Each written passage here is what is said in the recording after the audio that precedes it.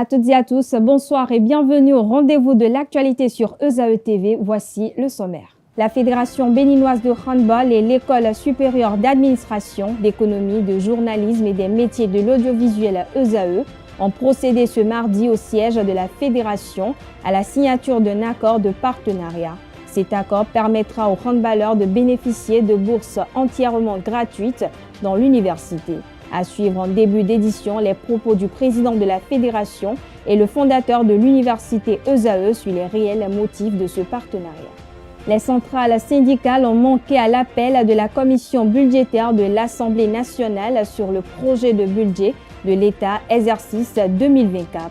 Les centrales syndicales déplorent la démarche de la commission des lois du fait qu'ils n'ont pas reçu le budget. On en parle dans ce 19h. Un ressortissant togolais a comparu au tribunal de première instance de Cotonou ce mardi pour usage de faux documents. Le mis en cause s'est fait établir l'acte de naissance du Bénin. Le recensement administratif a vocation d'identification de la population RAVIP sur la base du faux acte et obtient même l'acte de naissance sécurisé et le certificat d'identification personnelle. Plus de détails dans un instant. L'École supérieure d'administration, d'économie, de journalisme et des métiers de l'audiovisuel ESAE offre de nouveaux challenges pour l'année universitaire 2023-2024. Étudiantes et étudiants, parents d'élèves nouveaux bacheliers, ESAE, c'est la garantie d'une formation de qualité à des conditions très avantageuses. À Gbedjromede, à Papa, à Boumekalavi et Parakou, inscrivez-vous en administration générale, administration du travail et de la sécurité sociale, trésor et finances publiques, impôts, diplomatie et relations internationales, journalisme et métiers de l'audiovisuel, gestion des marchés publics, planification et développement local, sciences économiques, sciences juridiques et toutes les filières des sciences de gestion. ESAE vous offre des bourses, demi-bourses et de réductions pour les premières inscriptions dans toutes ces filières. Waouh! En licence 1, 2 et 3 et en master, bénéficiez jusqu'à 50% de réduction sur tous nos sites. N'est-ce pas génial? Infoline. ESAE Gbedjromede, 3e rue à droite en quittant le carrefour Le Jador pour la BIBE Jéricho ou au plus 229 90 93 65 21 98 98 14 00 à Kpakpa au plus 229 52 88 33 33 à Boumekalavi au plus 229 52 88 44 44 Parakou au plus 229 52 46 12 12. ESAE, l'excellence à un nom.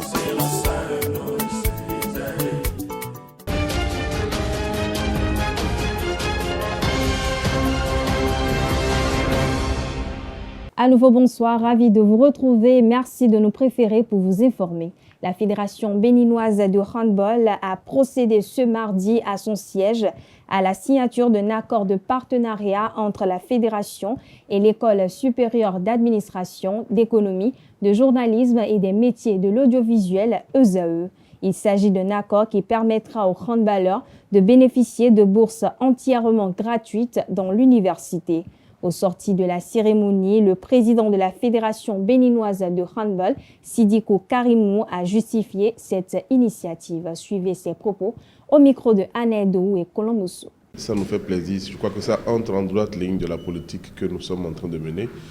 Une politique qui permet à ce que le handball soit déjà un métier. Et un métier qui vous permet d'étudier, c'est aussi un métier qui vous permet, une fois que vous n'êtes plus sportif, de pouvoir être dans la vie active.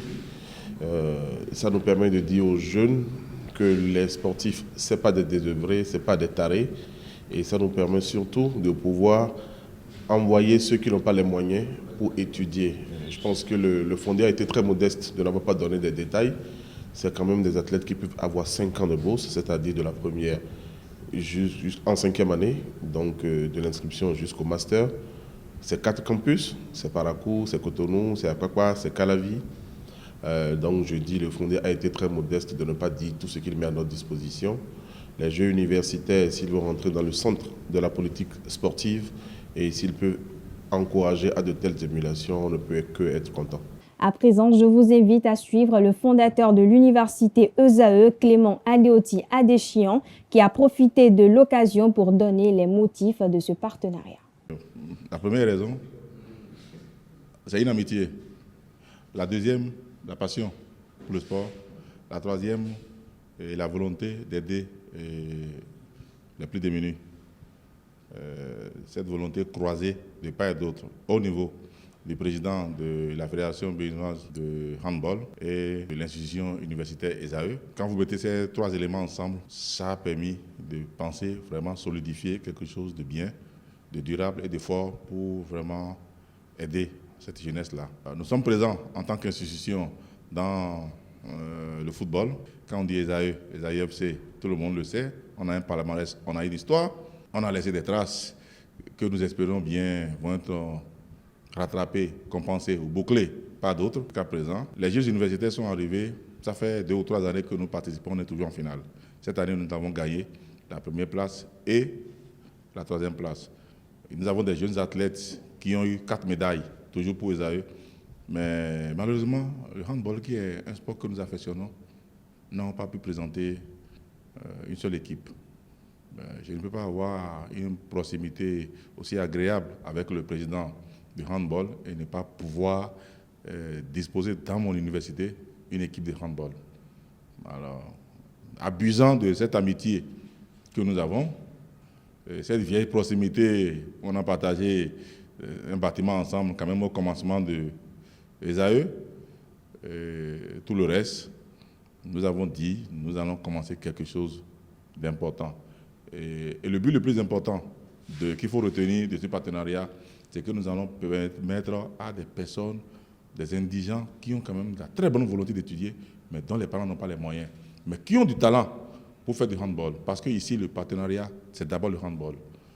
Il faut d'abord être indigent, avoir la capacité à produire du handball, même amateur, déjà. Et sur la base de ça, nous les encadrons et nous les mettons à disposition de nos campus. Et ils seront la pépinière que ESAE va commencer par présenter. D'abord pour les Jeux universitaires, et pourquoi pas Jeux universitaires africains. Parce que dans d'autres pays, ça se présente, ça se joue allègrement. Nous allons partir de quelque part. Alors, je remercie franchement le président de la Fédération béninoise de handball, qui n'a pas hésité un seul instant, qu'il a eu mon coup de fil, ce matin seulement, pour lui demander, mais mettons quelque chose ensemble pour aider cette jeunesse-là, dans le domaine qui est le vôtre, par rapport à l'expertise qui est la nôtre, afin de révéler encore une façade au monde. Il n'a pas hésité, le matin déjà, et nous voilà ici pour mettre pratiquement déjà en forme un partenariat qui va profiter vraiment à ce pays, aux enfants de ce pays, des cadres de demain.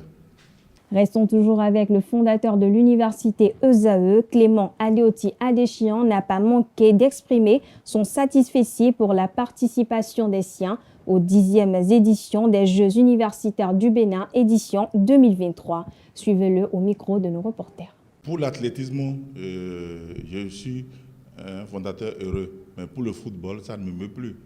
Je gagne au football depuis. Donc, si je dois me mouvoir d'avoir gagné les Jeux universitaires, mais pour une équipe qui a participé à la Coupe d'Afrique, la Coupe de la Confédération africaine en phase de poule, ce qui n'est jamais arrivé pour le Bénin, vous comprenez que si je gagne au football, c'est modeste. Je dois être du triomphe modeste à ce niveau. Je suis un maître qui devrait normalement enseigner aux autres comment gagner une compétition en matière de football. Alors là où je vais apprendre maintenant, c'est plutôt le handball. Je l'annonçais à l'entame de cette édition, les centrales syndicales ont manqué à l'appel de la commission budgétaire de l'Assemblée nationale sur le projet de budget de l'État exercice 2024.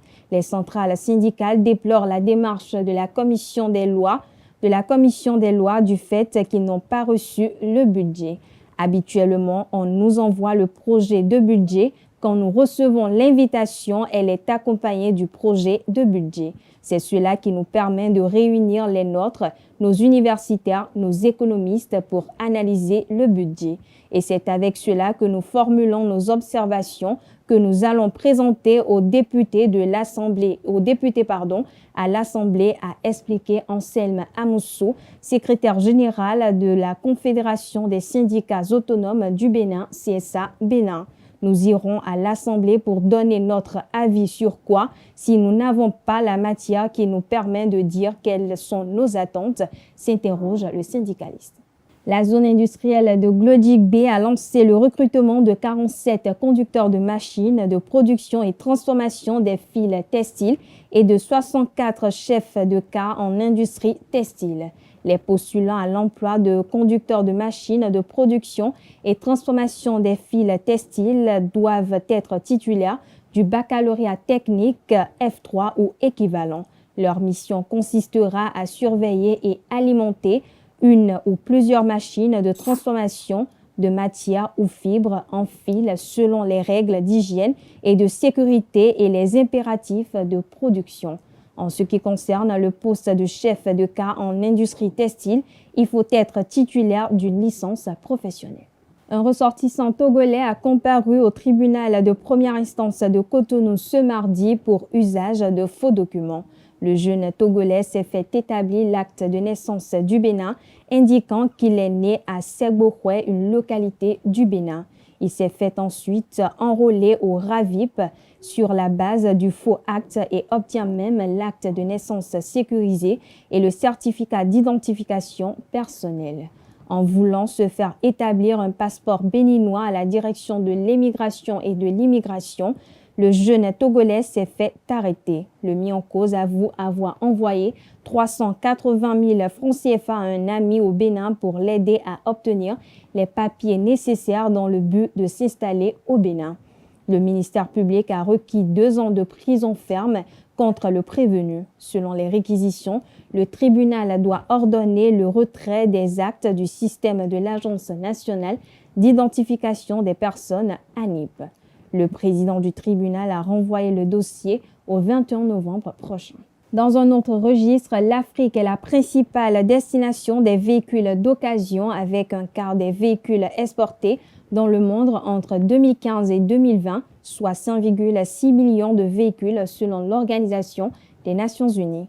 Ces véhicules proviennent principalement d'Europe et du Japon, de plus en plus de la Corée du Sud ou des États-Unis. À cet effet, une équipe de notre rédaction s'est rapprochée de quelques citoyens béninois pour s'enquérir de la qualité de leurs expériences. Ils s'expriment au micro de Nonsérine Fatoumbi et Francis Farami. Il y a la qualité dedans, parce que nous en consommons. Il y a la qualité dedans et si vous les prenez, vous allez constater que même ce qu'on nous envoie comme neuf là, non, on produit non.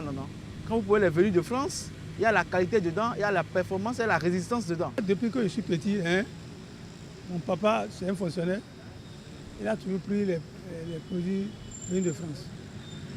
Et il nous a toujours acheté, que ce soit les vêtements, que ce soit ses propres véhicules qu'il a payés personnellement, ses motos, tout ça là, y compris certains de mes oncles. C'est venu de France. Mais seulement les venus de France, c'est trop cher. Ce qui est venu de l'Hexagone, tout n'est pas qualité. Surtout avec les véhicules d'occasion là. Il y a des problèmes avec ces véhicules-là. Ce que les Blancs ont rejeté, nous achetons ça. Et ce n'est pas pour acheter et utiliser les pièces. C'est pour mettre ça en circulation. Et cela fait qu'il y a beaucoup d'accidents sur nos artères. J'ai trouvé que c'est original. Souvent, mais c'est souvent cher.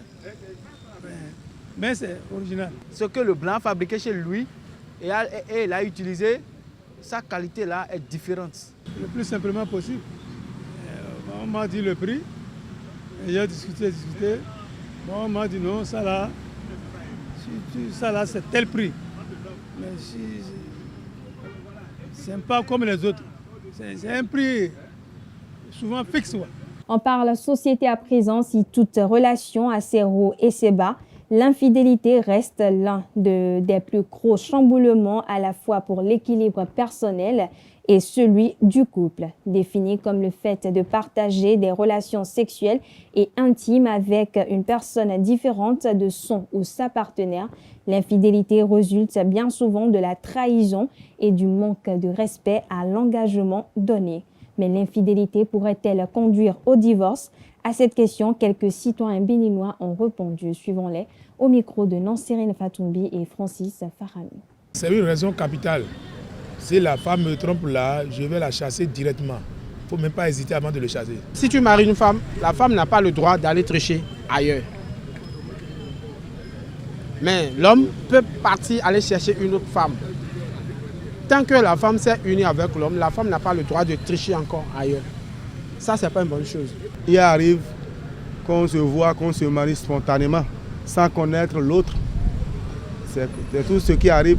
Et aussi, il y a un problème de stérilité. Que si c'est une femme qui est stérile, et l'homme a cherché, il n'a pas trouvé enfant, ça peut aussi amener le divorce. L'homme a droit à marier au moins 2 à 3 femmes. Mais la femme a droit à un seul homme. C'est comme ça. Il y a les femmes en majorité qui font ce système-là. Et ils sont chez leur mari et pourtant, tu vas les voir dans des chambres de passage. C'est pas bon. C'est pas du tout bon. Donc sincèrement, l'homme peut tout faire. L'homme peut tout faire, mais la femme, elle est condamnée de rester là où chez son mari, c'est tout. Mais c'est quelque chose qui existait depuis la nuit des temps. Hein. Ça ne date pas d'aujourd'hui. Donc plus l'être humain, le monde est en train d'évoluer et l'être humain s'accroît. Donc ce serait encore plus grave. Si moi je sens un jour ma femme a triché ailleurs, je ne vais pas encore la regarder, je vais la chasser en même temps. Parce qu'il y a d'autres qui disent qu'on va les amener dans notre famille, puis on va leur laver les pieds. Ça, c'est inutile. Si tu le laves ça, tu as encore aggravé la situation, mon frère. Renvoie-la totalement. Mais si tu l'amènes au village et puis on la lave encore le pied, si elle revient, c'est le plus pire qu'elle va faire. Donc selon elle, donc ça veut dire que tu l'as ouvert, la grande porte. Tu fais ce qu'elle veut. Si elle fait, tu vas l'amener, tu vas encore laver le pied, elle va encore revenir une fois. Ça, c'est pas une bonne chose. L'infidélité de l'homme ou de la femme ne suffit pas qu'on aille au divorce. Mais après l'infidélité, il y a d'autres choses qui viennent, qui suivent l'infidélité. Parce que j'ai ma femme et je la vois avec un autre homme dans une position inacceptable. Alors, vous-même, regardez vous-même non, les réactions qui vont suivre. L'argent que je donnais avant, je ne vais plus donner. Ce que je faisais avant, je ne vais plus faire ça. Tout ce que l'homme a uni là, si c'est le plan de Dieu, ça peut prospérer. Mais si ce n'est pas le plan de Dieu, et c'est les humains qui ont fait le plan sans voir le côté spirituel, sans voir comment le demain, ça sera le demain, tout ça là peut amener le divorce. Hors de nos frontières, le président français Emmanuel Macron s'est rendu en Suisse ce mercredi 15 novembre 2023 pour une visite d'État de 2 jours. L'objectif, rabibochage après des accords majeurs ces dernières années entre Berne et Paris. Pour la petite histoire, la Suisse, qui était pressentie pour acheter le Rafale français, choisit finalement son concurrent américain, le F-35. Juste avant, Berne avait claqué la porte des négociations qu'elle menait depuis très longtemps avec l'Union européenne pour signer un accord cadre. La Suisse est donc exclue du programme de recherche Horizon. Son retard à l'allumage sur la lutte contre les oligarques russes, n'a pas non plus contribué à redorer son blason en Europe. La Suisse a accueilli très favorablement l'idée de communauté politique européenne CPE voulue par Emmanuel Macron. Les transferts de patients français dans les hôpitaux suisses pendant le Covid a aussi participé au dégel des relations. Mais aucun de ces sujets ne devrait être abordé de manière frontale pendant la visite. Résolument placé sous le signe de l'apaisement, Emmanuel Macron entend bien valoir l'attractivité de la France et aller chercher de nouveaux investisseurs helvètes. Dans un contexte de crise internationale aiguë, la Suisse est un partenaire convoité. Voilà, chers internautes, ainsi prend fin cette édition. Merci de l'avoir suivi, merci de votre fidélité. À très bientôt pour une nouvelle édition.